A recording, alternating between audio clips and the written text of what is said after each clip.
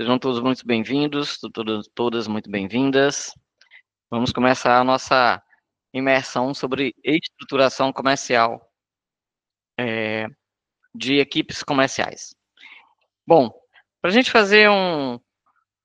entender quem está conosco aqui, vocês podem ficar à vontade, abrir um pouquinho os microfones de vocês ou mandar aqui no chat para a gente saber de onde vocês estão falando,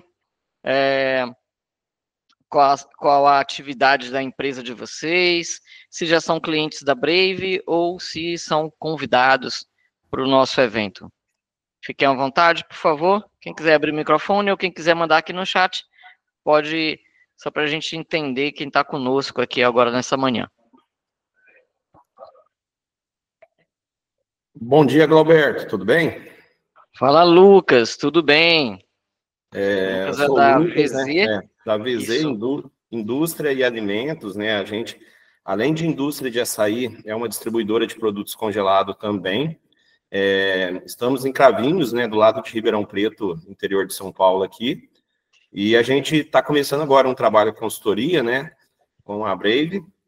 E estou com bastante expectativa do treinamento aí. Opa, que responsabilidade a minha, né, Lucas? Tá joia. Seja bem-vindo, muito obrigado pela sua presença. A Anne Caroline, da Dusnet, provedor de internet do estado de Rondônia. Obrigado, Anne, pela sua presença, um evento. Lohane, fica à vontade, pode falar, pode abrir seu microfone ou mandar um... dia. Bom dia. Me chamo Lohane, assim como a Anne, eu trabalho no provedor de internet que se chama Duxnet, no estado de Rondônia. Sou líder do comercial e vim aqui aprender um pouco mais. Opa, obrigado pela presença de vocês. Sejam bem-vindos, a joia. Vocês já são cliente Brave? Acredito que não, né? Ah, tá bom. Beleza. Ótimo. Então, quem mais está conosco? Tem mais alguém conosco que queira falar?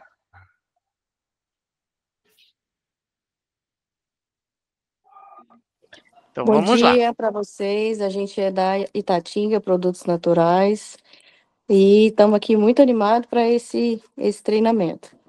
Anne, obrigado pela presença de vocês, sejam bem-vindos também. Gente, então vamos lá. Estruturação de equipes comerciais, né? O que me habilita a falar com vocês sobre esse assunto? Bom, aqui na Brave Educação Empresarial, eu sou consultor de implantação comercial. Então, todos os clientes que contratam os serviços da Brave, da consultoria comercial, são atendidos por mim. E o que me habilita dentro dessa seara são os meus 30 e poucos anos de mercado, né? Meus cabelos aí dados luzes não me deixam mentir.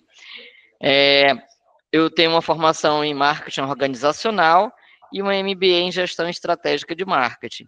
E, recentemente, recebi a honraria de ser declarado doutor honoris causa pela Faculdade FACEI, lá de Salvador. Então, é essa bagagem aí que a gente vai dividir com vocês dentro desse sábado de hoje. Aqui eu estou falando de Fortaleza.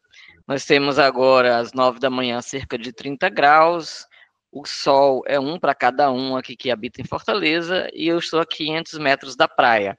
Então, nós poderíamos estar fazendo qualquer outra coisa, mas estamos aqui, né, animados e felizes de estarmos nessa imersão. Então, vamos lá. O que a gente vai ver nesse sábado de hoje? Estrutura de equipes comerciais, conhecendo os diferentes modelos organizacionais para equipes de vendas. Vocês têm empresas diferentes, a gente tem aqui empresas de e-commerce, a gente tem empresas de telecom, a gente tem a indústria e diversos outros segmentos, ainda tem gente entrando conosco. Então, para cada tipo de negócio, a gente tem uma proposta, uma sugestão diferente de como estruturar a equipe de vendas. Perfis ideais para equipes comerciais, que hoje é digamos assim, uma pedra no sapato de quase todo mundo. Como é que eu contrato gente? Por que é tão difícil a retenção, o turnover? O que acontece nessa situação que é difícil eu contratar, é difícil eu reter, e então a gente vai ver um pouquinho disso também. Modelos de remuneração para equipes comerciais. É outro cálculo que dá trabalho a gente fazer, e a gente vai trazer alguns insights interessantes para vocês. E o quarto assunto, e não menos importante, indicadores para a gestão de equipes comerciais.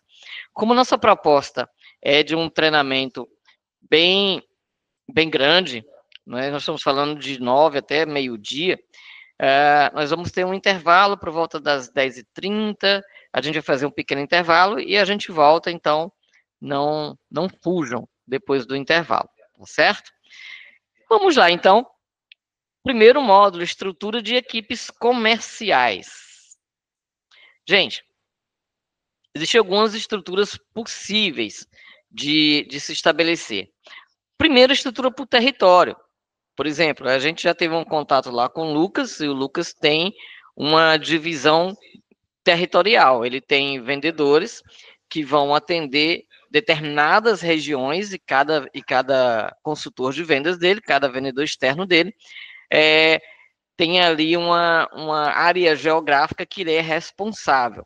Então, por exemplo, aí para as nossas colegas da Telecom, no estado de Rondônia, a apreensão geográfica da região norte é muito grande e bem complicada em termos de logística, acredito. Então, assim, definir bem o território de atuação é uma estratégia interessante, porque você economiza na logística, você economiza nos custos de deslocamento e consegue ali cercar uma área determinada para você. E também tem a estrutura por produto. Então, uma empresa que tem um mix muito variado de itens, né, a ser ofertado, ela pode optar por, não, eu vou ter de novo, vou pegar o exemplo aí do Lucas. O Lucas faz a divisão dela por 2 parâmetros, né, Lucas? A divisão Sim. da VZ, tanto por território como por produto, e também estrutura de cliente segmentado, que é o próximo que está aí. Então, o pessoal da VZ lá com o Lucas, ele divide. Eu vou ter o meu vendedor de grandes varejistas, eu vou ter o meu vendedor de pequeno consumidor, eu vou ter o meu vendedor também que vai atuar dentro da área geográfica. Então, essas divisões podem ser mescladas também. Eu vou dividir por território e dentro do território eu vou dividir por estrutura de produto. Eu vou ter quem vende determinado tipo de mix e vou ter quem vende outra parte do meu mix, ou vou ter aquele vendedor que é concentrado num único tipo de produto, dependendo da escala que a gente queira dar para aquele tipo de produto. E também tem a questão dos segmentos. Eu vou ter o meu vendedor especialista em varejo, então ele vai vender para pequenas outras lojas, e vou ter meu vendedor especializado em atacado, então ele vai atender grandes redes, o faturamento dele vai ser maior, o pedido que ele vai me trazer requer mais cuidado, exige mais logística, e vai me trazer um faturamento maior. Então, a definição disso é muito de acordo com cada tipo de negócio. E também tem uma divisão estruturada por canal. O que a gente chama de canal? Vamos lá, algumas nomenclaturas. PDV, ponto de venda. E-commerce, é pela internet. Omnichannel, junção de vários canais.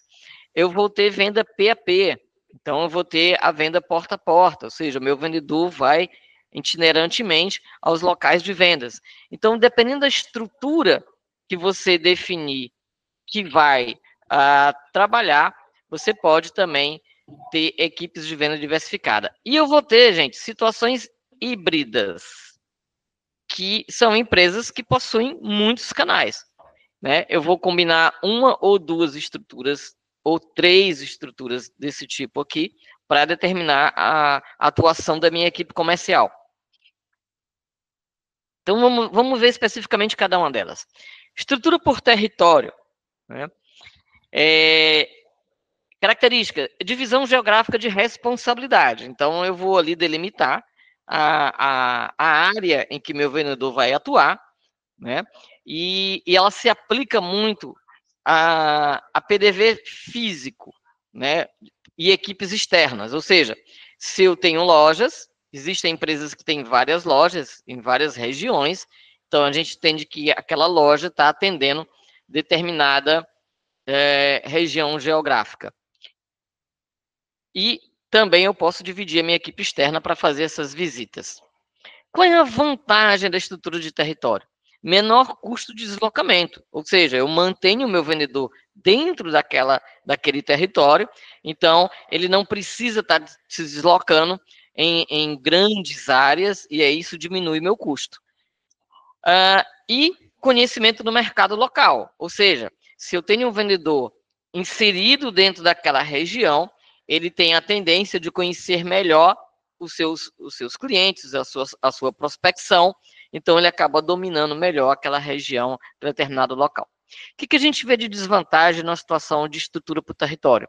Limitação de crescimento. Se você tem ali um território muito pequeno ou uma área muito delimitada, pode ser que haja uma saturação, de acordo com o tipo de negócio que você desenvolva, e aí você tenha que, inevitavelmente, aumentar essa área geográfica, e aí, senão você vai ter limitação de venda. E dependência de potencial da região, né? E aí, gente, é muito interessante. Esta semana, eu tive uma reunião com um dos nossos clientes, que ele está ali em Minas Gerais, numa região de 436 quilômetros quadrados, ou seja, não é uma região tão grande. São 9 mil habitantes, é uma cidade pequena do interior de Minas Gerais. Então, o que acontece? É uma região que tem uma dependência de potencial. Aí a gente tem que usar inteligência de mercado. O que a região faz? Qual é a atividade local? O que acontece? Qual é a forma de entretenimento? Como é que o mercado se comunica com essa região? Então, por exemplo, a gente fez um estudo para ele, e ele é uma empresa que trabalha com produtos agrícolas, né? Produtos rurais, agro e hortifruti. Então, mas além de agro e hortifruti, o que acontece na região? E aí a gente viu que é uma região que tem um apelo turístico, né? Turismo de aventura, cachoeiras, grutas, serra. Então, que itens eu tenho dentro do meu estabelecimento? Qual é a conexão que eu posso fazer com essa atividade? Mas a atividade dele é uma loja de produtos agrícolas rurais. O que tem a ver com turismo? Tem tudo a ver com turismo, porque ele também vende chapéus, ele também vende botas, ele vende cintos, aquela moda country. Então, isso é atrativo turístico. Então, você sempre tem que estar pensando nisso. Quais são as fugas de saturação que eu preciso desenvolver dentro de uma questão de estrutura para o território? Então, a primeira dica que a gente dá é estude geograficamente a sua região. Densidade demográfica, pontos de diversão, apelo turístico, economia local e regional, e explore o máximo possível disso tudo. E sempre tente fazer um link entre o que você vende, a prestação de serviço que você entrega, com a cultura local da região. Dando continuidade à estrutura para o produto. Então, característica, especialização em linhas de produtos específicas. Aplicação, produtos complexos ou soluções técnicas. Então, por exemplo, os nossos colegas aí de telecom, é uma solução técnica que ela entrega. Então, precisa ver se a região que ela está atendendo, se os vendedores que vão atender conseguem, tecnicamente, entregar o que os clientes necessitam. Então, quando eu monto uma estrutura de venda para o produto, eu tenho que entender que o produto vai estar sempre em primeiro plano. Estando o produto em primeiro plano, a abordagem ela tem que ser o mais técnica possível, não deixando a abordagem técnica ser maior do que a personificação, a personalização e a venda consultiva ser maior. Qual é a vantagem da estrutura para o produto? Conhecimento profundo do produto e argumentação técnica superior. Então, o que acontece aqui? Quem for vender baseado em segmentação de produtos, ou seja, a minha equipe Vamos pensar ali no caso das meninas lá de Rondônia. Estão vendendo telecom. Então, eu vou ter equipe que vai ter um foco em grandes estruturas de TI para atender indústrias, e vou ter equipe de atendimento doméstico, que vai atender casas, residências. Então, eu tenho aí abordagens diferentes, argumentos diferentes, teoricamente para o mesmo produto, mas aí eu tenho que ter capacidade técnica dessa entrega, né? Quem for comprar para uma banda larga, para uma indústria, para um comércio, para uma empresa, tem necessidades diferentes de uma banda larga de quem está em casa. E quem está em casa vai ter necessidades diferentes de banda larga. Vai ter aquele que é gamer, vai ter aquele que é um consumidor de streaming, vai ter aquele que é apenas a internet de casa para uso corriqueiro. Então, cada necessidade vai me exigir abordagens diferentes. Então, o meu conhecimento de produto tem que ser muito específico e muito direcionado. Qual é a desvantagem desse tipo de estrutura? É um custo elevado. Profissionais técnicos são caros. Profissionais técnicos vão brigar por remunerações mais elevadas. E possível sobreposição de clientes. O que acontece numa situação dessa? Às vezes você vai ter a equipe separada por segmentos de produtos, mas esses segmentos acabam se encontrando. Então, por exemplo, o Lucas, lá que tem a equipe dividida. Então, o Lucas vai ter a equipe dividida para o pessoal que vende açaí, para o pessoal que vende os outros congelados, para o pessoal que vende sorvete. Aí, de repente, o pessoal do açaí resolve incrementar com o sorvete. Então, aí, o que acontece? O que vende açaí vai vender sorvete também? Pode ser que gere um conflito. O Lucas tem lá um vendedor que atende um consumidor de sorvete. E aí, ao contrário, o cara agora quer expandir para açaí. Então, pode ser que haja uma sobreposição de clientes. É muito natural. Aí a empresa tem que estabelecer políticas de convivência quando acontecer esse tipo de situação. Dando continuidade, estrutura por cliente e segmento. Aqui, gente, requer muita expertise de negócio. O que acontece? É muito comum em grandes mercados, indústrias, atacado, nós termos a segmentação por cliente. Aqui na Brave, por exemplo, nós segmentamos por cliente, né? Nós temos ali a nossa prospecção. A nossa prospecção, ela tem alvos, targets específicos, e aí quando cai lá um lead de até X mil reais de faturamento, vai para uma parte da equipe. Quando aquele lead tem acima daqueles X mil reais de faturamento, vai para outra banda da minha equipe. Então, a gente segmenta por cliente. A minha equipe de vendas é segmentada por clientes. Então, por exemplo, o pessoal lá da Itatinga que teoricamente trabalha com produto, né? Mas também pode pensar em segmentos. Hoje eu atendo especificamente o consumidor final, mas se eu determinar que hoje eu também quero atender clínicas, farmácias de manipulação ou outros segmentos, talvez seja interessante eu ter alguém especializado para atender de forma diferente do que se atende hoje o consumidor final. Qual é a característica desse tipo de estrutura? Foco em tipos de clientes ou segmentos de mercado. Então, eu posso determinar patamares por clientes, segmentação por tamanho de cliente ou por atividade ou por segmento. Se é atacado, se é varejo, se é indústria, se é doméstico, se é comercial. Então, eu posso dividir também a minha estrutura de equipes baseado nisso.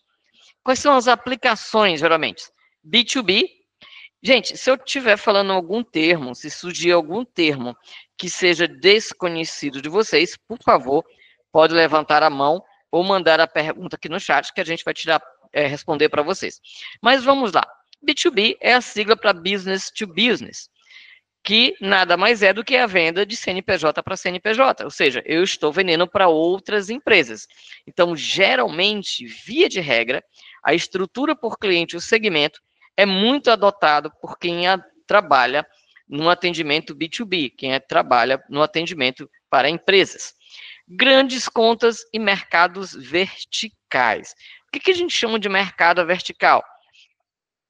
A gente tem empresas que trabalham por holding, que é um conglomerado de negócios. Então, são empresas verticais, são grandes grupos, são grupos de crescente.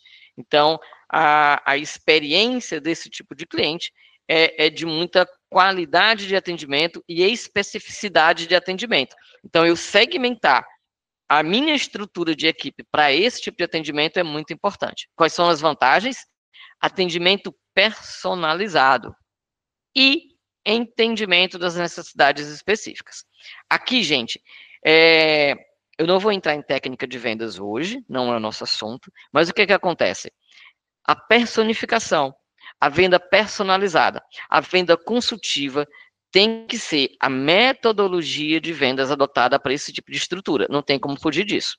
Quanto mais relacionamento você conseguir estabelecer dentro de uma proposta de segmentação de atendimento, mais conversão de venda você pode vir a ter. Desvantagens, dependência de segmentos ou complexidade de gestão. O que é isso na realidade? Quando você segmenta, você vai entender que o teu vendedor vai ter que ter muito conhecimento daquele tipo de conhecimento, falar a língua do cliente. Então, isso exige uma complexidade de gestão, porque às vezes a sua empresa vai crescendo, vai começando a atender segmentos diferentes, mas a tua especialidade de casa ainda não contém conteúdo suficiente para aquele atendimento. Então, você vai ter que expandir a sua equipe, vai ter que colocar alguém novo que atenda aquele segmento específico, e isso pode aumentar um pouco os teus custos de vendas. Estrutura por canal. Organização baseada em canais de vendas. Então, é muito aplicado para quem tem multicanais. Aí traz aí, ó, o PDV, o e-commerce e marketplace. Só um instantinho, gente. Então, PDV é ponto de venda.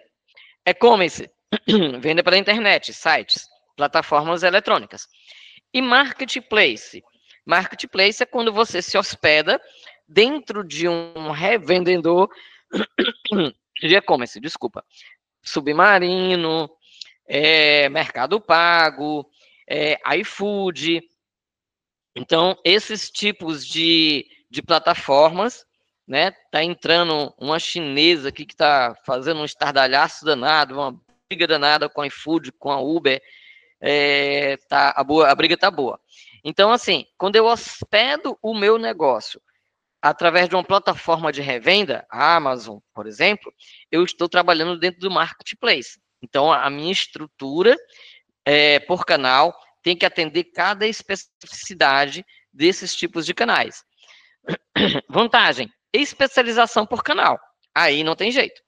Você vai ter que ter equipes estruturadas com expertise para atender cada tipo de canal diferente.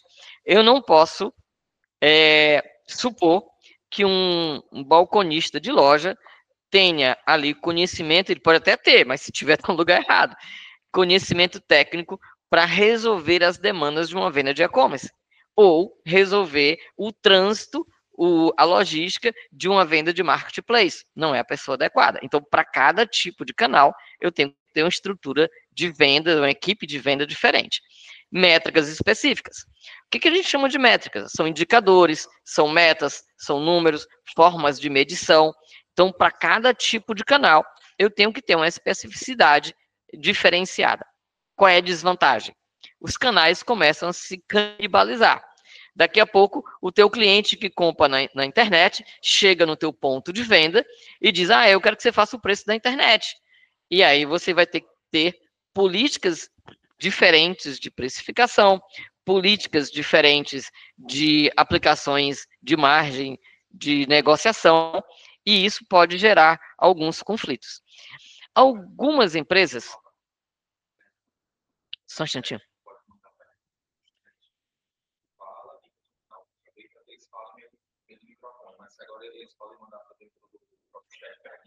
Tá joia. Beleza. Gente, a nossa organização está nos pedindo o seguinte: quem tiver dúvidas, perguntas, fiquem à vontade de fazê-las nesse momento no chat. E no decorrer da nossa apresentação, nós vamos ter alguns momentos que a gente vai abrir o microfone para vocês e que vocês vão poder falar à vontade. Mas se surgir alguma dúvida pontual, por favor, antes desses momentos específicos, fique à vontade para fazer perguntas ali pelo chat. Tá? Então, em termos de desvantagem, a única coisa que você vai ter que observar é essa situação, né? Para que os canais não sejam conflitantes. E, gente, hoje o que acontece com a estrutura de cliente? É muito comum um cliente te pesquisar de várias formas. Ele vai pesquisar teu site, ele vai ver no Google, vai ver tua nota, vai no Instagram, vai passar na tua loja, vai perguntar se alguém conhece. Então, é muito comum que o teu cliente já chegue hoje com o conhecimento sobre o que ele quer comprar, que ele chegue hoje no teu ponto de venda com toda uma pesquisa já realizada sobre o teu negócio. Então, mantenha políticas específicas, seja claro na sua comunicação e tenha cuidado para deixar essas regras bem explícitas para o cliente. Comprando na minha loja é assim, comprando no meu site é de outra forma, e no marketplace é outra política. E aí você precisa ter isso muito bem delimitado e essa comunicação tem que ser muito bem executada, senão você gera problemas de conflitos de informação. Estrutura híbrida, combinação de 2 ou mais modelos. Né? Empresas de médio, grande portes com multicanais. Vantagens, flexibilidade e adaptação ao mercado. Que é muito comum, gente. Hoje, a estrutura híbrida é a mais utilizada no mercado. A desvantagem é que você tem que ter mais complexidade de gestão. Né? Eu não tenho como pensar que o meu gestor de e-commerce vai conseguir ser o mesmo gestor de equipe física. São comportamentos diferentes, tamanhos de equipes diferentes, logísticas, trânsito, jornada de cliente diferente. Então, isso me exige ter gestão específica para cada tipo de canal. E os conflitos que a gente já conversou, que pode um canal querer canibalizar o outro.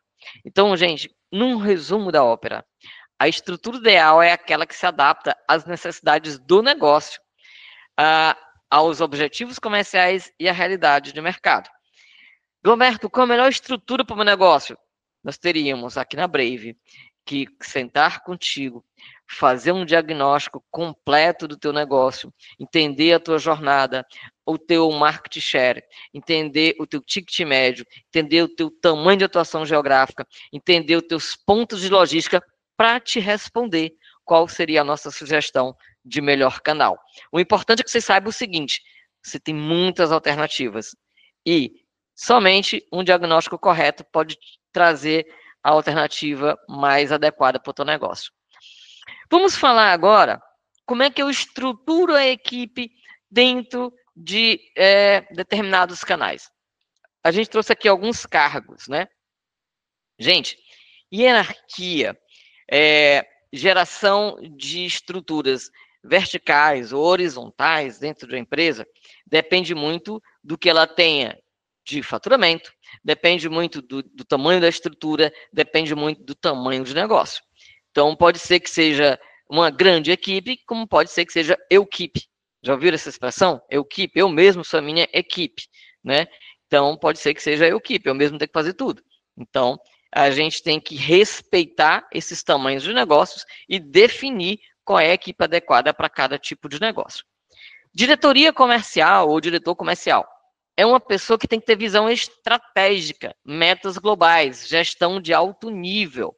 Nós estamos falando aqui de alguém com capacidade de fazer projeções de curto prazo, de médio e de longo prazo. Nós estamos falando de alguém com capacidade de gerar o teu planejamento estratégico. De onde eu estou hoje, aonde eu quero chegar, quais serão as minhas metas, qual é o meu planejamento de atividades, qual é a execução da minha equipe, onde eu quero estar daqui a 5 anos, qual é a minha visão, qual é a minha missão. Ou seja, nós estamos falando de decisões estratégicas. São coisas grandes e globais. Uma gerência de vendas Implementação tática de gestão de equipes. Então, a diretoria decide o macro, decide o todo, o global, entrega para o gerente e o gerente vai definir taticamente, é como se fosse ali o treinador num time de futebol, digamos assim, ou de basquete, ou de vôlei, ou seja, quem vai para campo, quem vai para quadra, quem vai jogar, quem é o meu pivô, quem é meu levantador, quem é o meu defensor. Qual o melhor goleiro para esse tipo de jogo? Se for para os pênaltis, é melhor usar o goleiro reserva, que é melhor de pegar pênalti do que o goleiro principal. Ou seja, é a pessoa da tática, é a pessoa que escolhe como realizar, né, aquilo que foi determinado. Descendo mais a hierarquia, nós temos supervisor ou coordenador de vendas. Aí é a pessoa da operação. É o cara que vai pegar na mão do vendedor, vai visitar a cliente com ele, vai estudar carteira, vai estudar orçamento, vai ver como é que ele está se comportando com as vendas, vai direcionar o comportamento, as atividades dele, vai fazer o monitoramento dos indicadores ali no chão de loja ou dentro do campo. Então, já é a pessoa que já está em contato ali com o vendedor propriamente dito no dia a dia dele. O vendedor ou consultor de vendas é quem faz a execução das vendas. É quem trava o relacionamento com o cliente, é quem está lá em campo, é quem vai atender o telefone, é quem vai responder o WhatsApp, é quem vai recepcionar na loja. Algumas estruturas exigem o assistente comercial. Então, grandes lojas, grandes atacarejos ou indústrias, geralmente tem a figura do assistente comercial. A demanda é muito grande, então o assistente comercial vai ser aquela pessoa que vai digitalizar a proposta, preencher planilhas, fazer ali confirmação de reuniões, vai fazer um back-office, digamos assim, para que o vendedor, para que o consultor tenha mais liberdade de atuação. Então, gente, esses são os diferentes e possíveis cargos hierárquicos, falando de hierarquia, dentro de estrutura comercial. Cargos por tipo de operação. Isso aqui é muito interessante. Então, vamos pensar num PDV. PDV, lembrando, significa ponto de venda. Estou falando de uma loja física, falando de uma estrutura em que o cliente entra, senta, toma café, vai no balcão, né, tem ali um atendimento. Dependendo do tamanho do teu negócio, você vai precisar de um gerente de loja, a pessoa que vai pensar na organização, na limpeza, na segurança, na otimização dos recursos, vai controlar ali administrativamente, vai ser o gestor da loja. Vai ter o supervisor de vendas, que vai estar fazendo um corpo a corpo com os vendedores e auxiliando nas vendas.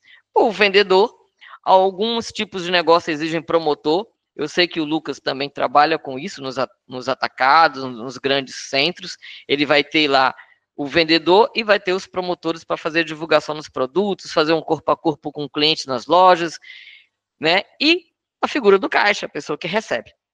Algumas estruturas de loja, gente, é muito comum eu ter no máximo 2 pessoas ou 3 pessoas revezando dentro do expediente. Então, é uma mesma pessoa recepciona, atende, vende, vai no caixa, passa o cartão e se despede do cliente. O que vai determinar a quantidade de gente que trabalha no teu negócio é o tamanho do teu negócio, tá? Então, não existe assim, então quer dizer que se eu abrir uma loja hoje eu vou ter que ter esse mundo de gente? Não necessariamente. Mas o que a gente quer é que você cresça e que você tenha necessidade desse tipo de estrutura. E-commerce, ou vendas por internet. Você tem lá um site, tem lá plataformas de vendas, você vai vender pela internet. Você precisa de um gerente de e-commerce, e aí, comparando ao gerente de loja, é a pessoa que mantém o site em pé, né? É a pessoa que mantém um site em pé, verifica a banda, verifica se os servidores estão em bom funcionamento, se o fluxo de transmissão está correto, se a equipe de atendimento está fazendo as coisas de forma correta. O analista de e-commerce vai ser um suporte a essa gerência e vai também estar avaliando o pessoal que faz ali os atendimentos. Especialista em UX e UI. O que é isso? Gente, dentro das plataformas, existe uma coisa chamada a experiência do usuário, que é o X ou o X, como queiram chamar, que foca em atender as necessidades, desejos, as limitações dos usuários, é a pessoa que pensa na criação de produtos que sejam úteis, isso envolve pesquisa, ou seja, é uma pessoa que está focando no cliente, no usuário, o que ele busca quando entra no meu site, qual é o tipo de produto que eu posso oferecer, é uma pessoa que está pensando na experiência do cliente. E o usuário interface, que é o UI, ele está preocupado como é a navegabilidade do meu site. Quais são os botões, quando clica vai para onde, vem para o meu WhatsApp, vai para minha rede social, vai para uma landing page de venda, ou seja, é a pessoa que está pensando na navegabilidade, de como a interatividade da minha plataforma se estabelece com o meu usuário. Então, é fácil de navegar, é intuitivo, ele consegue sozinho escolher o produto, fazer o pedido, ir para o carrinho e esperar a compra, enfim, como é que está a minha disponibilização? Então, eu preciso desses dois tipos de profissionais. Eu posso ter uma pessoa só para as duas coisas? Dependendo do tamanho do teu negócio, sim, mas o ideal é que não. O ideal é que um pense em que o cliente compra e o outro pense como o cliente compra. São atividades distintas e diferentes. Um analista de marketing digital, uma pessoa que pense nas interatividades. Como é que o meu site conversa com o meu Instagram? Como é que o meu site se transporta para o meu TikTok e meu TikTok entra no meu site? Como é que o meu site, como é que vai o link do meu site para o LinkedIn e como é que ele volta de lá para cá? Então, alguém que pense na digitalização, no teu marketing digital. E, por fim, um especialista em marketplace. É muito comum, gente, hoje, quem estiver atuando em e-commerce, que esteja hospedado no marketplace. Isso é muito comum. E, inclusive, o marketplace tem uma vantagem, porque ele gera para ti um impulsionamento de negócio. Ou seja, quanto seria hoje para eu investir em comunicação, em propaganda, em promoção da minha marca, em promoção da minha empresa, em promover o meu negócio? O marketplace faz isso para você, né? Afinal, quem vai na Amazon entende que está na Amazon, que tudo que está ali é confiável, que tudo que está ali vai ser entregue, tudo que está ali é de boa qualidade. Quem vai no Shopping entende que tem um atendimento baseado em preço e logística. Então, assim, o marketplace ele tem essa funcionalidade de impulsionar as tuas vendas, de te gerar para o mercado de forma mais rápida. Então, quem pensar em e-commerce, é muito importante ter alguém que entenda desses trânsitos. Qual é a logística que o marketplace hoje exige? Né? Porque existe toda uma logística que envolve o marketplace. Dois conceitos muito importantes e muito escutados hoje dentro do mercado: inbound e outbound. A Brave é uma empresa que hoje atua muito forte no inbound, né? Todos os nossos movimentos são movimentos de estratégia inbound. E o que é isso? Gente, o inbound é quando você traz as vendas, você provoca o cliente por vários tipos de meios de comunicação e ele vem até você. Ou seja, você tem que ter uma equipe ali para amparar, para receber, para recepcionar o cliente e converter aquela recepção em vendas. Então, a turma que trabalha com inbound tem que estar estruturado, entendendo o seguinte: eu tenho que gerar um negócio chamado lead, para que esse lead caia dentro do meu funil e eu faça a conversão dentro desse meu funil, desse lead para cliente, de cliente para consumidor, de consumidor para pós-venda. Então, a minha estrutura aqui é um gerente de inside sales, inside, ao pé da letra seria dentro, né? Dentro, lado de dentro, inside, lado de dentro. Então, um gerente que controle a equipe. Não é aquele gerente diferente do PDV que aparece na loja, que está ali com o crachazinho, eu sou o gerente, mas é um gerente que coordena as atividades da equipe, que é um maestro ali para que a equipe se desenvolva. Aí a gente tem a função do SDR, né? O SDR tem a função de fiz lá a campanha no Instagram, gerei 1000 leads. Então, esses leads caem dentro do meu funil de vendas. O SDR vai pegar esses leads e vai fazer o que a gente chama de identificação, qualificação, para entender se está dentro do meu ICP. O que é ICP? Perfil ideal de cliente. E aí ele pega, faz toda uma pesquisa, toda uma qualificação daquele cliente e entrega para o consultor de vendas, ou para o inside sales, ou para o executivo, enfim, para a pessoa que vai fazer a venda propriamente dita. Então, o SDR seria o que a gente chama de prospecção interna. Só que o lead já foi prospectado, então ele vai fazer o quê? Ele vai qualificar, identificar, verificar se está dentro do perfil ideal, vai agendar reuniões, vai marcar entrevistas, vai fazer uma agenda para que o consultor de vendas vá lá e feche a venda. Então, a venda dentro de um processo inbound, ela é escalonada, ela vai ter camadas de escalas para ser estruturada. Então, gente, nesse tipo de estrutura, o consultor de vendas, ele diminui muito a margem de não conversão dele. A responsabilidade dele de conversão é muito alta, porque a estrutura é propícia para isso. Um especialista em CRM, ou seja, alguém que consiga gerar ali filtros, que consiga gerar interatividade entre as diversas plataformas. Esse tipo de estrutura requer amparo tecnológico. Então, eu tenho que ter CRM, eu tenho que ter canais de comunicação com site, com plataformas digitais, com mídias sociais, e captura desses leads e entrega desses leads e o circuito dele todo. Então, eu necessito de alguém que tenha conhecimento e manuseio de CRMs, né, de softwares de CRM. E o Customer Success, que é a pessoa que vai cuidar do sucesso do cliente, né? É quem vai, depois que o cliente assinar o contrato, depois que o cliente entrar, fizer a compra, agradecer, se colocar à disposição, fazer o intermédio, a entrega do serviço, a agenda, por exemplo, o pessoal aí de Rondônia lá de Telecom. Então, o pessoal de Rondônia de Telecom vai fazer, teoricamente, acredito, esteja numa estrutura de inbound. Então, o sucesso do cliente, depois que o SDR fez lá a qualificação, entregou para o vendedor fez a venda, aí o sucesso do cliente vai dizer, olha, o nosso técnico de instalação vai na sua residência a tal hora, de tal dia, ele precisa de tais recursos à disponibilidade dele, acesso ao seu condomínio, ou a sua casa precisa de andaimes, ou seja, vai cuidar de como o produto, o serviço vai ser entregue, vai ser estruturado.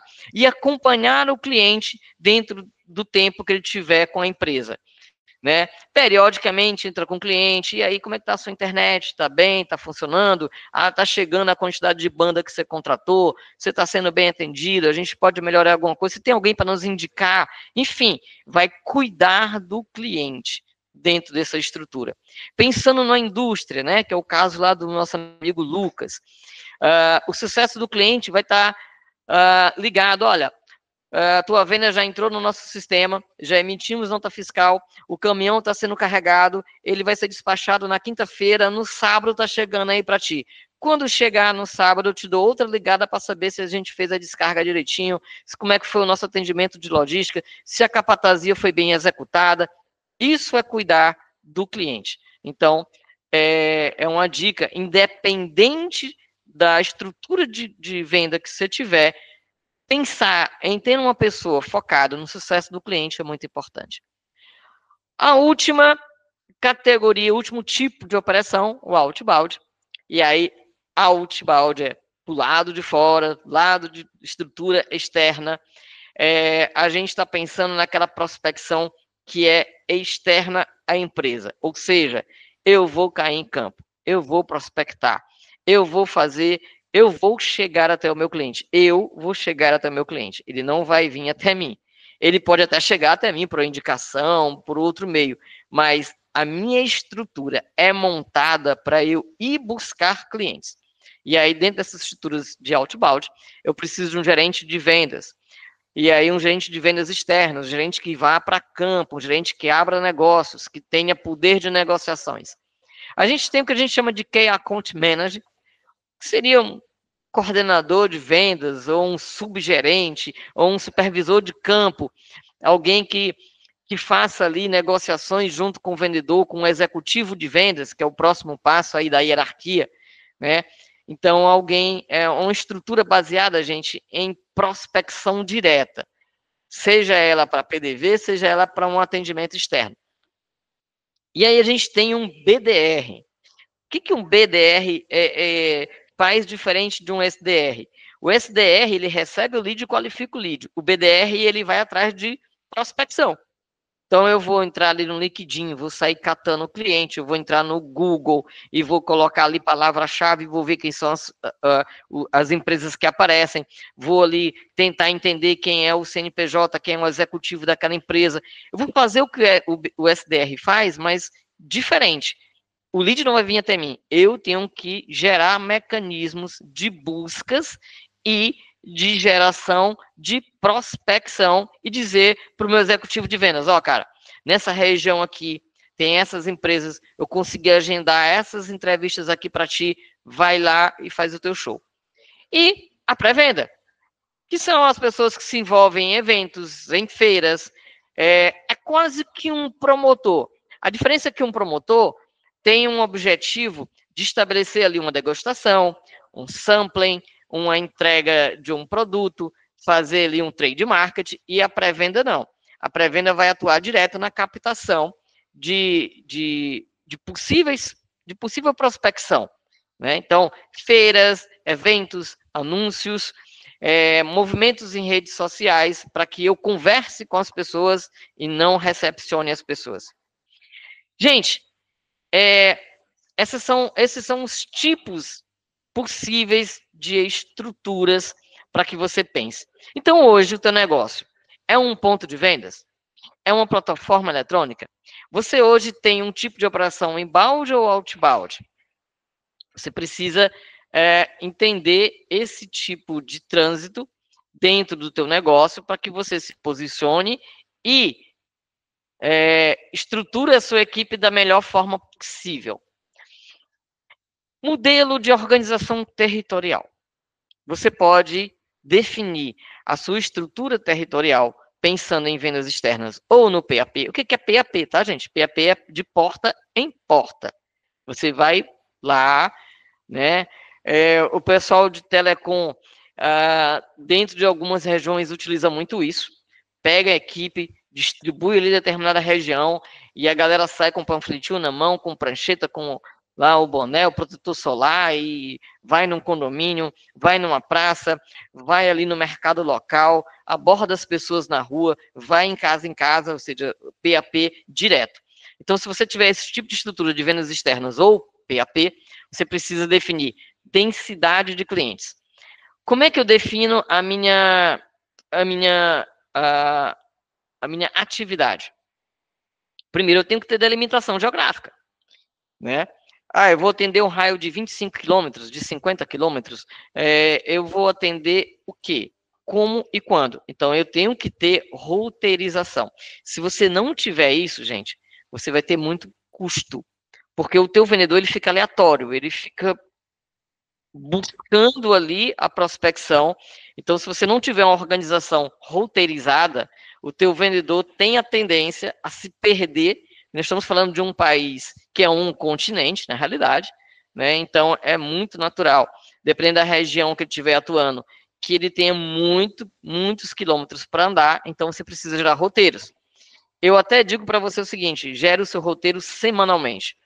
Toda segunda-feira, chama a galera, faz um pitch sobre a semana anterior, gera ali para ele o que ele vai fazer dentro dessa semana agora, de hoje, segunda, até a próxima sexta-feira, qual é a região que ele vai atuar, quantas visitas ele tem que executar, aonde estão as visitas dele, gere roteiro. Senão, meu amigo, você vai ter custos.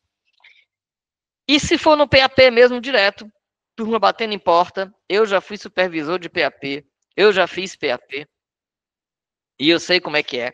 Então, ó, tem que ser muito planejado. Aonde eu vou entrar? Me deixa eu entrar? Né? Eu já passei por situações, gente, que eu tava lá com a galera, com a minha equipe de vendas PAP, chegamos em determinado bairro e os caras vinham, aqui não entra, aqui tem que pagar pedágio. Aqui não é assim, filho, que a banda toca. Quem você pensa que você é na fila do pão? Então, meia volta vou ver. Você não entra no meu bairro, você não entra no meu local. Então, eu preciso ter muito conhecimento geográfico para colocar uma equipe na rua e muita responsabilidade para isso. Então, eu tenho que entender, eu tenho que fazer uma prospecção planejada. Condomínio deixa entrar? Às vezes não. Então, o que eu tenho de fazer? Tem que fazer antes uma prospecção com o síndico, conversar com ele, marcar de ir na reunião de assembleia de moradores. Existe todo um esquema, porque senão você vai se frustrar. Você vai colocar a equipe na rua, os caras vão bater na porta e vão levar a porta na cara. Então, planeje para que sua equipe não seja frustrada, não corra riscos. Abordagem estruturada. Eu tenho que ter um porquê, gente, de visitar as pessoas. Eu tenho que ter um porquê. Então, o que algumas empresas fazem, e eu já fiz isso? Uma semana antes, eu gero o que a gente chama de expectativa de visita. Eu boto um carro de som naquele bairro, eu vou na rádio local, eu vou na associação de comunitária, e aí falo, ó, essa semana, no sábado, a equipe da nossa empresa vai estar aqui na sua rua, vai estar aqui no seu bairro, nós vamos trazer para vocês melhores soluções em tecnologias, nós vamos trazer para vocês melhores soluções de empreendimento, enfim, eu me comunico antes com aquele ambiente, dizendo que eu estarei ali para visitá-los, ou faço ligações, agendo as minhas visitas para que eu não receba a porta na cara. E, gente, eu tenho que ter demonstração de valor. Né? Eu não posso ser mais um produto qualquer no mercado. Eu tenho que ter diferenciais e explorar esses diferenciais.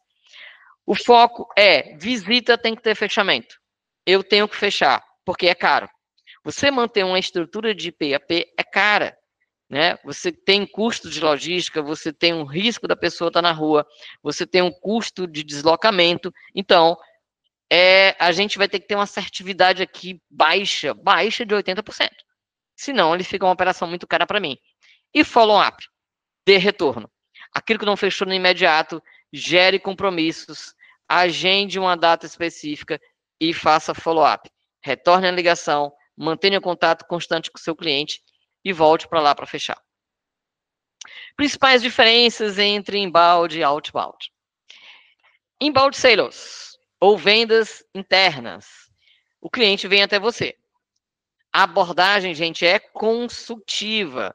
Ah, então, eu vi que você entrou na nossa plataforma, se interessou pelo produto Prata estruturado, e eu estou aqui para tirar todas as suas dúvidas. O que especificamente lhe chamou a atenção de procurar Prata estruturada, né? No caso ali da Anne, nossa colega da Itatinga Produtos Naturais. Então, é uma abordagem consultiva. Eu vou fazer ali uma anamnese do meu cliente. O que é anamnese? Anamnese é aquele questionário inicial que o médico faz quando a gente vai na consulta. Né? Quando o médico... Então, como é que você está se sentindo hoje? O que ele trouxe até aqui? O que foi que houve? Como é que você está? São perguntas de anamnese. Eu estou fazendo um diagnóstico.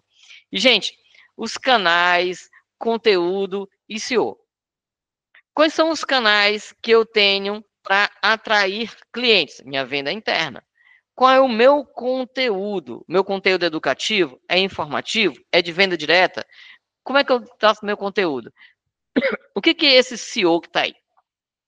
SEO, gente, em outras palavras, são as otimizações de conteúdo, é a estrutura de um site, é o que está lá à disposição da vista do cliente.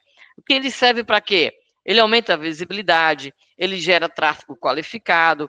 Então, a função dessa atividade de SEO é ajudar a atrair usuários que estão pesquisando informações. Então, tem que cuidar ali de palavras-chave lá no Google, tem que cuidar dos filtros, ou seja, eu cuidar dessa atratividade para o meu conteúdo.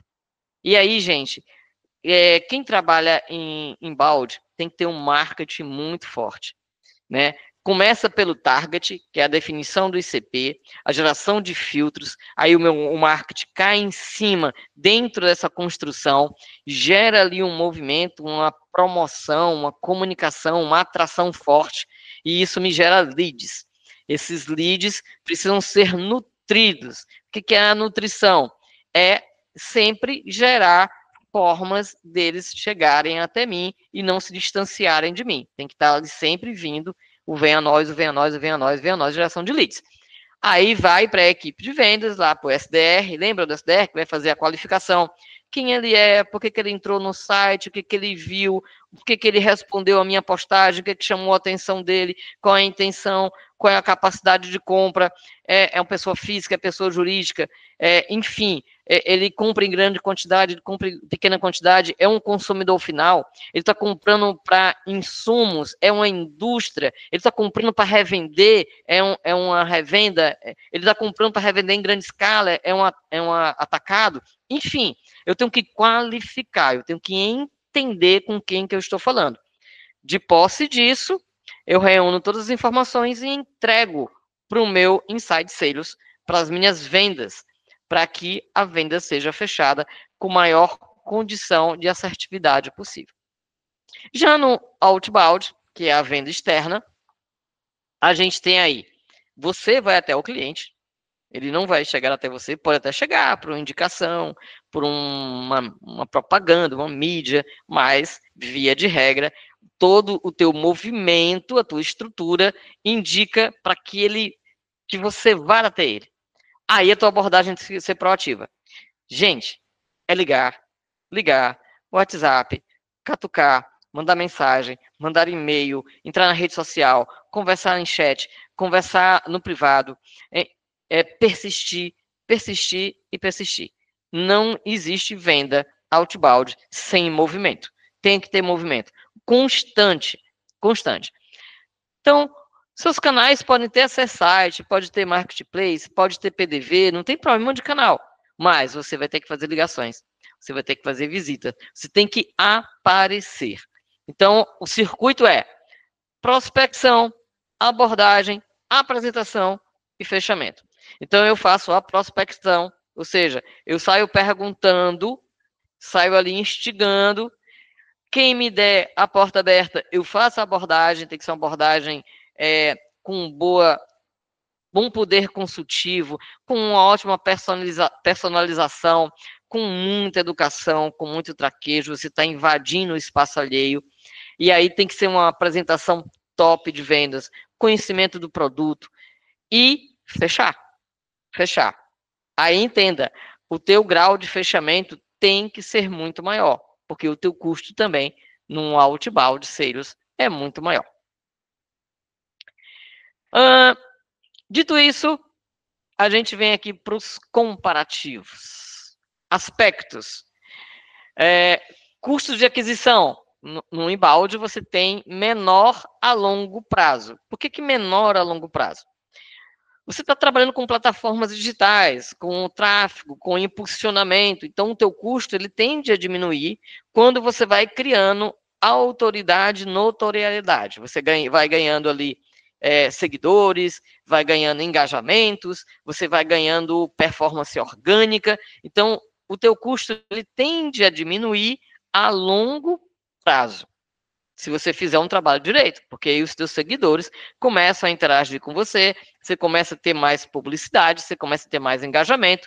Então, aquele volume de tráfego que você fez inicialmente, ele tende a se diluir, a se diminuir a necessidade dele, e ele fica mais estratégico, né, ao longo do tempo. Lá no outbound, ele é maior a curto prazo, ou seja, de saída, você tem que investir muito. Porque você vai, digamos que vai começar um negócio novo, ou abrir uma nova praça, você não conhece nada. Cara, você vai ter que hospedar o pessoal naquela cidade, você vai ter que gastar mais combustível para ir até lá, de repente entrar com a equipe maior para depois diminuir essa equipe, depois que estruturar ali a comunidade de clientes. Então, ele é maior a curto prazo. Então, enquanto um é menor a longo prazo, o outro é maior a curto prazo. Questão de escala.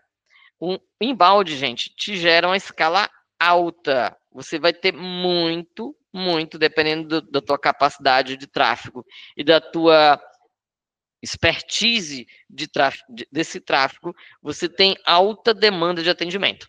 Mas é alta mesmo. Aí você tem que ser bom e não desperdício. Já no outbound, ela é média, porque você vai estar ali garimpando, batendo na porta, então a tua escala de negócio é média. Ciclo de venda. O que é ciclo de venda? O tempo que você estabelece entre prospectar, demandar a clientela, propor e fechar. No inbound, geralmente é mais longo. Né? Por quê? Porque você atrai muito curioso, você atrai muita gente ali que foi na emoção, que gostou da tua postagem, que se engraçou pelo teu vídeo, mas ele não está interessado diretamente no teu produto. Né? Ele está mais curioso do que interessado. Então, geralmente, leva um longo prazo o ciclo de venda. No outbound, não. É uma venda já de mais curto prazo.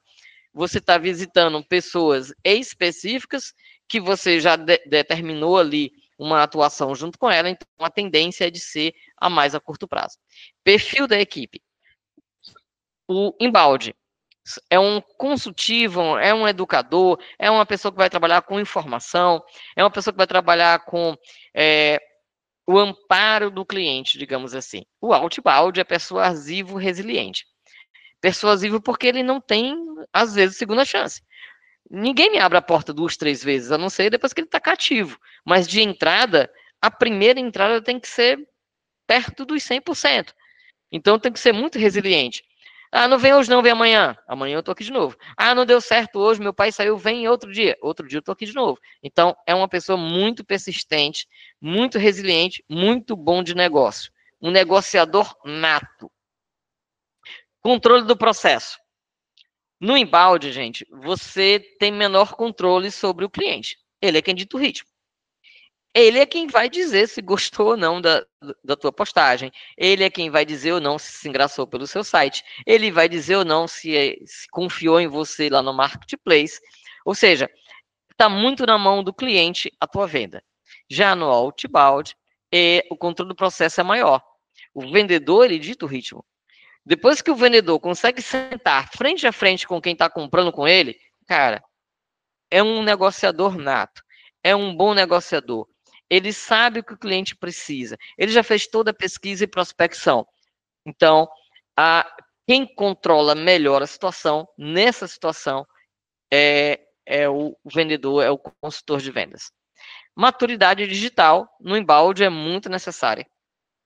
E aí a gente às vezes vê algumas empresas sofrendo com isso, porque fica dependente de agência de marketing, fica dependendo de um único profissional para resolver tudo, e aí a maturidade digital exige custos e exige ali muita expertise, então é muito necessária dentro do inbound você ter a maturidade digital. No outbound não tem muito essa necessidade não, já que a venda é mais ali o corpo a corpo, é a negociação direta.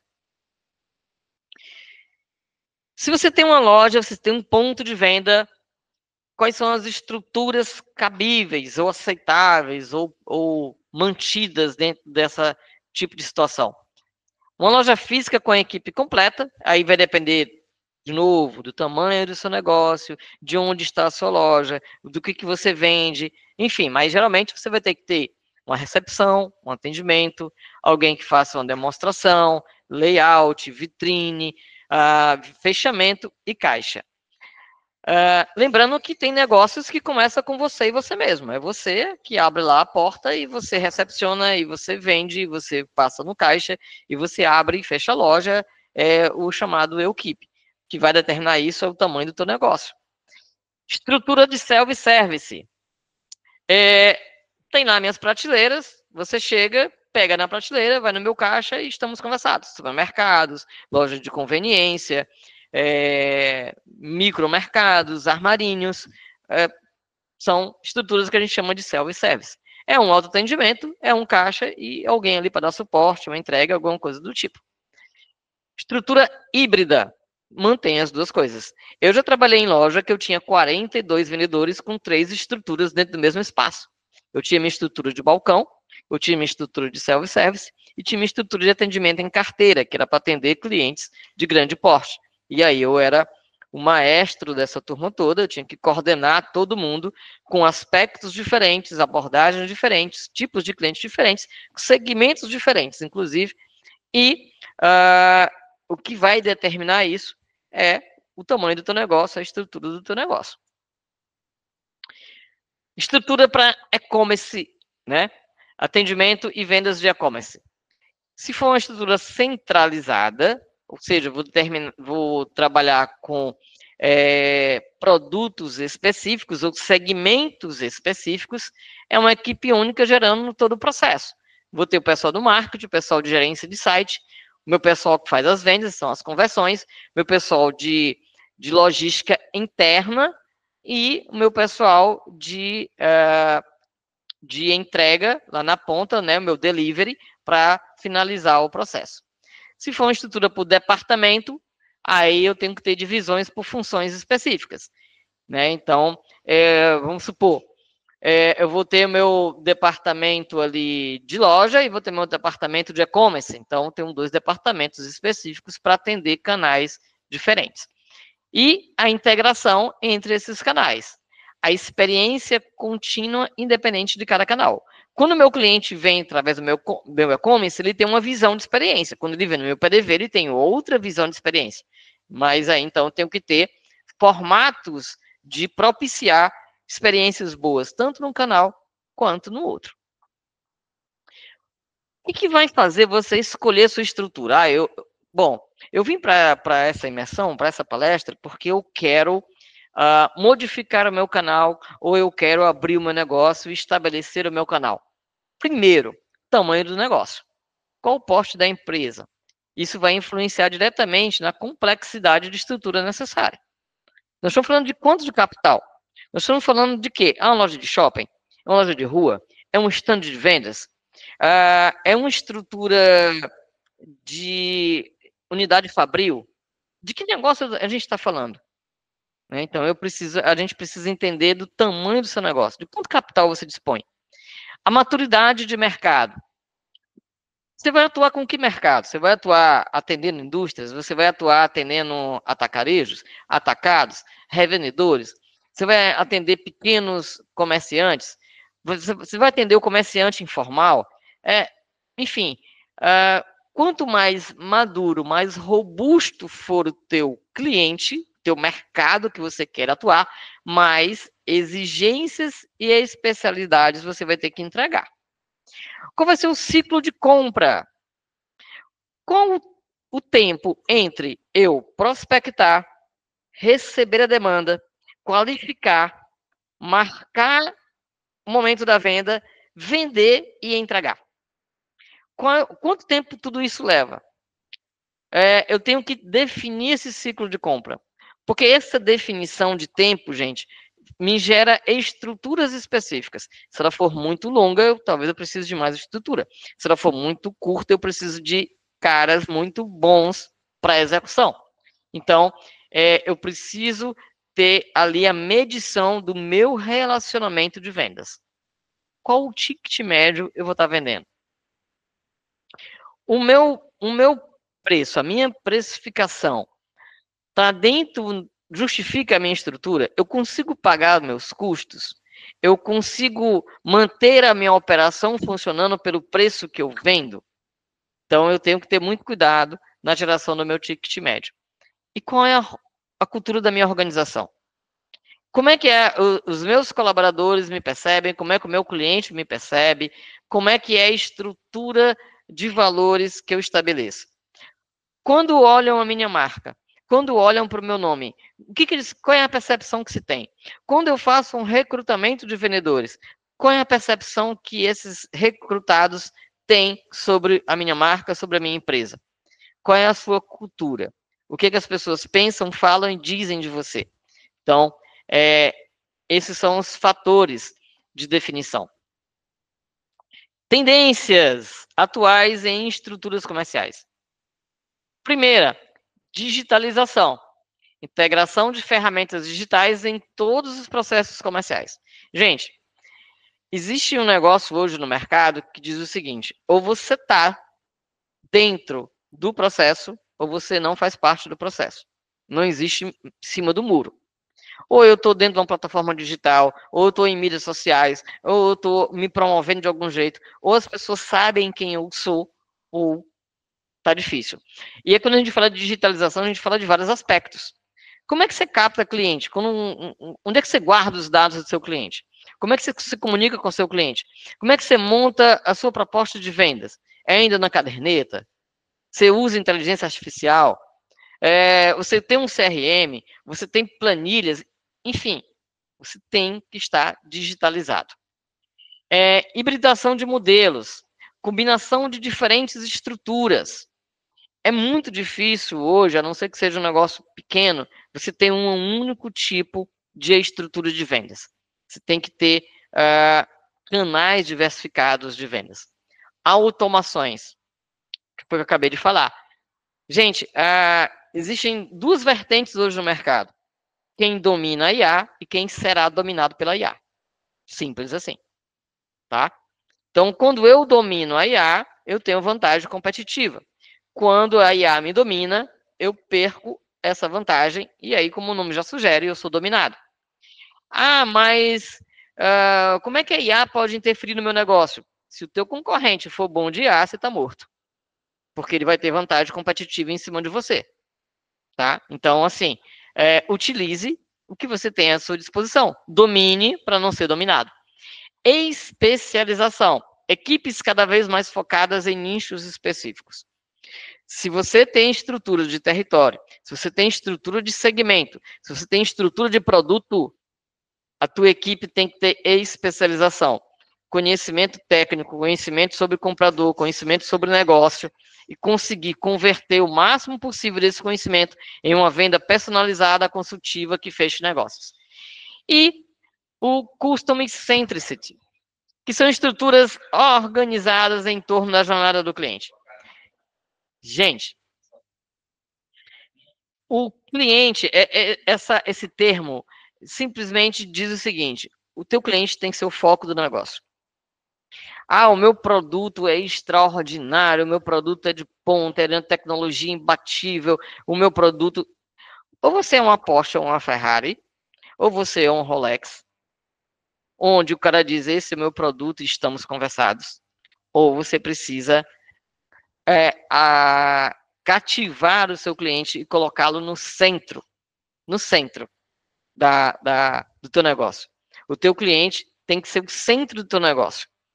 E mesmo que a gente esteja falando de estruturas como Ferrari, como Porsche, como Rolex, eles pensam muito no cliente. Existem linhas de carros hoje que é uma exclusiva, só aquele cliente vai ter. Isso é pensar no cliente.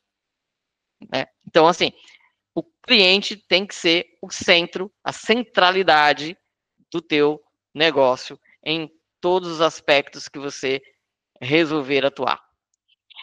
Primeiro módulo, nós terminamos por aqui. O nosso primeiro módulo, temos mais 3. E aí, o que eu quero que vocês pensem agora ou nos tragam perguntas específicas. Qual é a tua análise hoje sobre a tua estrutura de empresa? Como é que ela é montada? É por território? É por segmento? Ela é híbrida, território ou segmento? Não, é estruturada por produto. Dentro do meu mix, eu tenho especialistas para tipos de produtos diferentes. Quais são seus pontos fortes e seus pontos fracos? Como é que a gente identifica pontos fortes ou pontos fracos? Fortes e fracos. Fraco, gente, é simples. O que eu preciso melhorar? O que hoje meus clientes dizem que eu preciso melhorar? E, gente, quais são as suas proposições de melhorias? O que você pode fazer hoje para você melhorar o seu negócio? Alguém quer trazer algum insight para a gente sobre algumas desses itens? Análise, estrutura, pontos fortes e pontos fracos. Vamos pensar em estrutura. Quem quer falar um pouquinho sobre estrutura de vendas que hoje possui? Fiquem à vontade, por favor. Vou tomar minha água e escutar vocês. Sim, chegou a hora da primeira rodada de perguntas.